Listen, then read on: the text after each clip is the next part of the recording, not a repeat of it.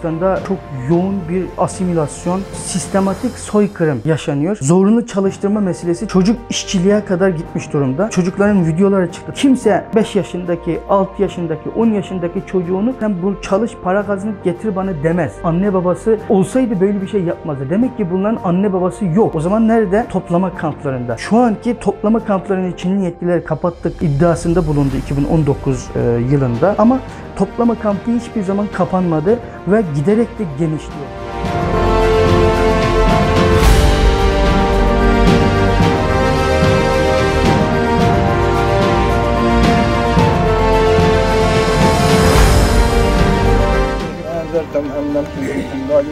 ما تنزل من اتبع الذكر وخشاش ويقولون متى هذا الوعد إن كنتم صادقين اللهم نحن خالقنا رازقنا مولانا من الشاهدين